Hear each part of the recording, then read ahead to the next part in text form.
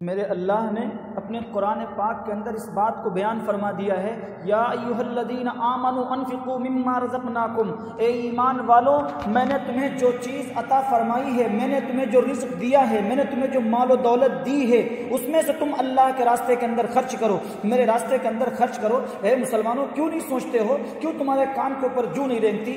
آخر اس بات کو سوچو تھوڑی دیر کے لیے کہ میرے اللہ نے ہمیں زبان دی ہے، میرے اللہ نے ہمیں آنکھیں دے دی ہیں، میرے اللہ نے ہمیں کان دے دیے ہیں، میرے اللہ نے ہمیں ہاتھ اور پیر دے دیے ہیں۔ اللہ نے کبھی کوئی مطالبہ کیا ہے کہ آپ مجھے فلاں چیز دو؟ اللہ نے کبھی کسی چیز کا مطالبہ نہیں کیا۔ آپ آنکھ کی قدر اس سے پوچھو جو آنکھوں سے اندھا ہے، کبھی نالی کے اندر پیر ڈالتا ہے، کبھی کسی کھمبے سے جا کر ٹکرا جاتا ہے، کبھی کسی دیوار سے لڑ جاتا ہے۔ آخر کیوں؟ کیا بات ہے کہ اللہ تبارک و تعالیٰ نے ہمیں پیاری پیاری آنکھیں عطا فرما دی، کبھی کوئی مطالبہ نہیں کیا۔ ہمارے اللہ نے زبان دے دی جس کے ذریعے سے ہم بول رہے ہیں، ہمیں اللہ نے اپنے کان دے دیے اور کانوں کے ذریعے سے ہم سن رہے ہیں۔ ہمارے اللہ نے ہمیں پیر دیے، ہمیں ہاتھ دیے، ہمیں قلب و ذہن دیا، کبھی اللہ نے کوئی مطالبہ نہیں کیا۔ ایک اسکرو ڈھیلا ہوتا ہے جس کی وجہ سے انسان کا دماغ خراب ہو جاتا ہے، انسان کا شمار پاگلوں کے اندر ہو جاتا ہے، انسان کی آنکھ خراب ہو جاتی ہے، انسان نابینا بن جاتا ہے۔ ارے ایک آنکھ خراب ہو، آپ ڈاکٹر کے پاس دوڑ کر جائیں،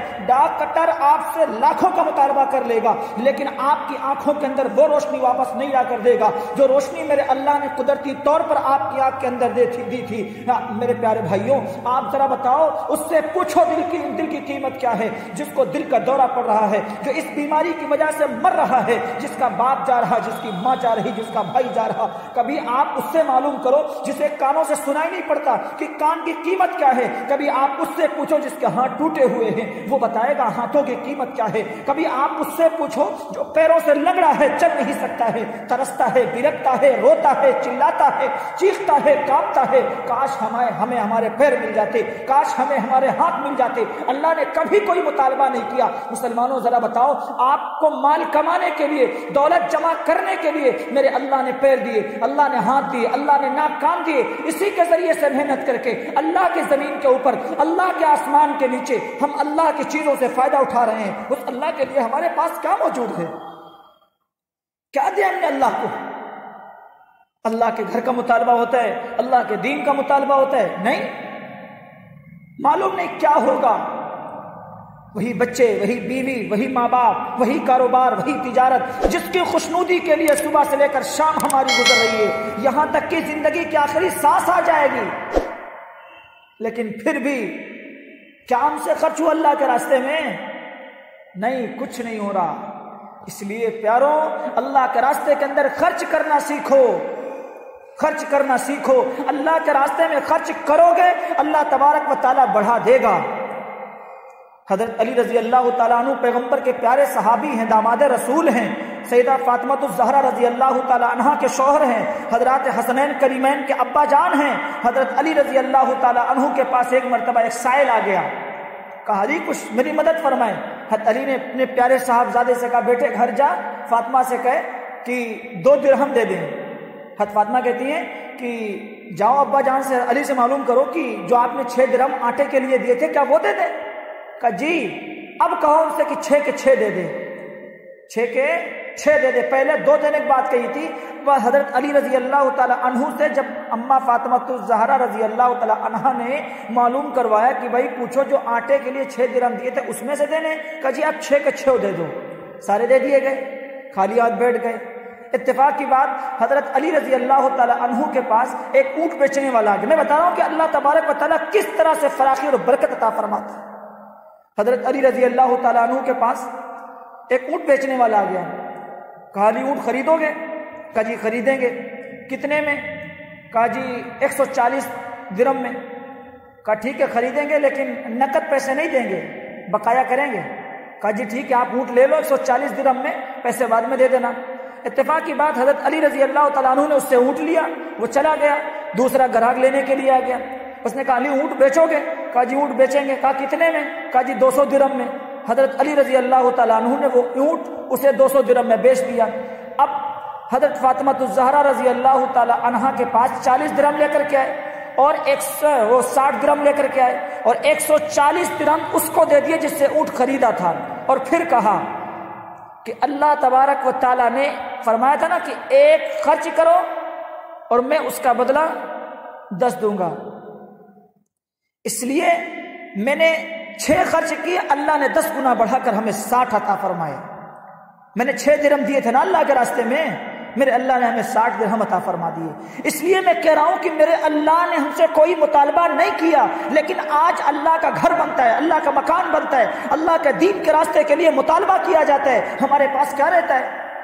کچھ نہیں، صرف وہی چند ٹکے، چند سکے ہم مسجد کے ڈبے کے اندر ڈال کے لوگوں کو دے کر اور بہت بڑا فخر محسوس کرتے ہیں۔ دھیان رکھو اس بات کو، اگر اس کرۂ ارض کے اوپر، اللہ کی زمین کے اوپر، اللہ کے آسمان کے نیچے کوئی آپ کو امیر یا سیٹ دکھائی پڑتا ہے تو آپ ایک اصول کے تحت اس کو جانچو اور پرکھو کہ اس کی کمائی حلال کی ہے یا حرام کی ہے۔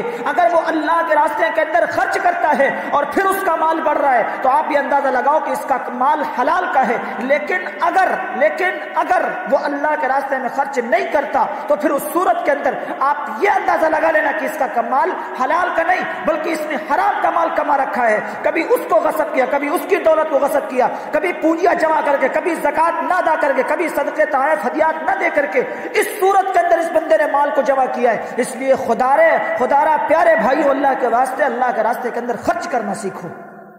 جب خالق کے راستے میں خرچ کرو گے پھر خالق تمہارے مال کو بڑھا دے گا، اللہ عمروں کو بڑھا دے گا، اللہ زندگیوں کے اندر اضافہ فرما دے گا، اللہ مصیبتوں کو، بیماریوں کو، پریشانیوں کو ختم فرما دے گا۔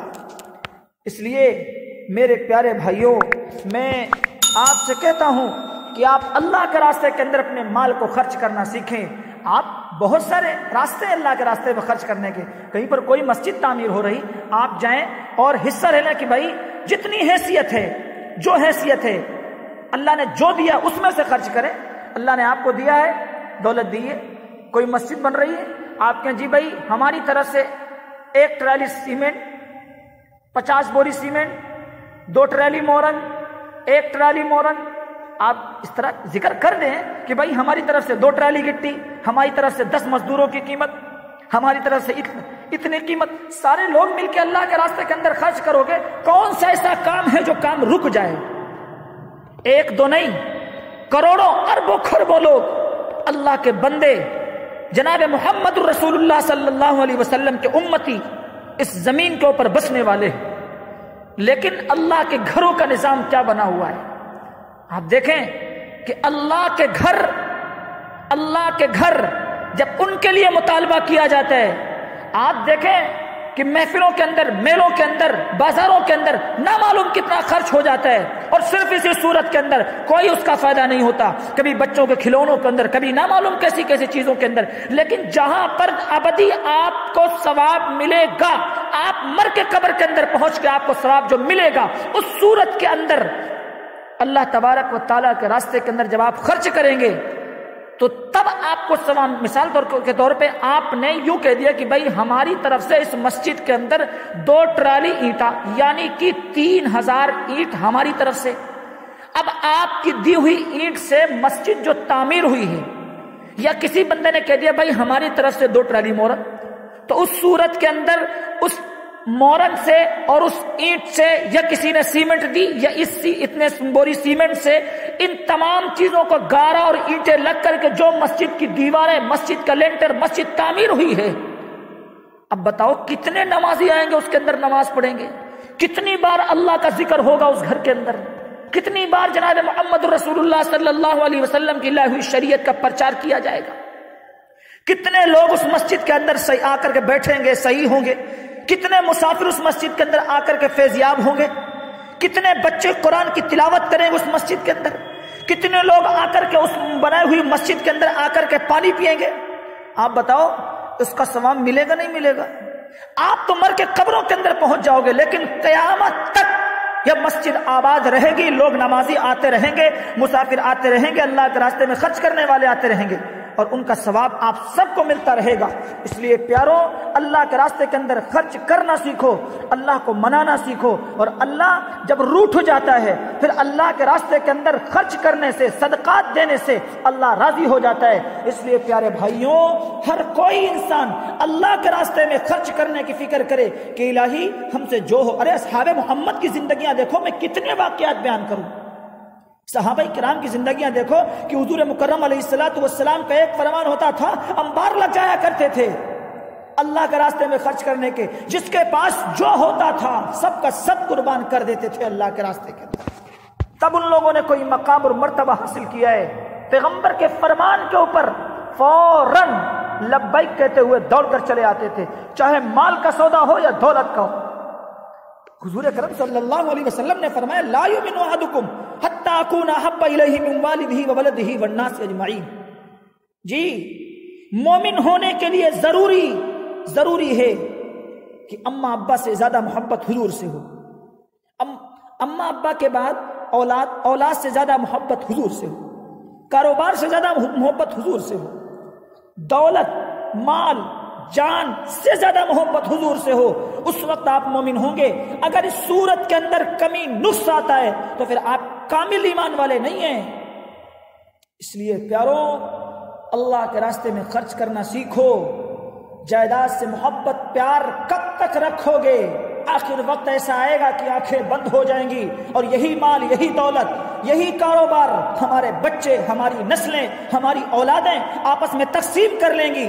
ہمارے پاس کیا بچے گا؟ کچھ نہیں، ہم خالی ہاتھ ہو جائیں گے۔ اس لیے اس روٹھے ہوئے اللہ کو منانے کے لیے اللہ کے راستے کے اندر اللہ کے گھر کے لیے ہر کوئی حصہ لے، کوئی کبھی میٹیریل کی شکل میں، کوئی پیسوں کی شکل میں، کوئی کہ بھیا ہماری طرف سے اتنی ٹرالی مورن، ہماری طرف سے اتنی گٹی، ہماری طرف سے اتنی بوری سیمنٹ، ہماری طرف سے اتنے مزدوروں کی مزدوری، ہماری طرف سے اتنے کیا کہتے ہیں مستریوں کی مستری گیری۔ اس طرح سے اگر سب لوگ مل کر حصہ لیں گے تو اس صورت کے اندر میرا اللہ بھی راضی ہو جائے گا، اور مرنے کے بعد زندگی کے اندر بھی اس کے جو فوائد نظر آئیں گے، میرے اللہ نے چاہا تو آپ اپنی نظروں سے خود دیکھیں گے۔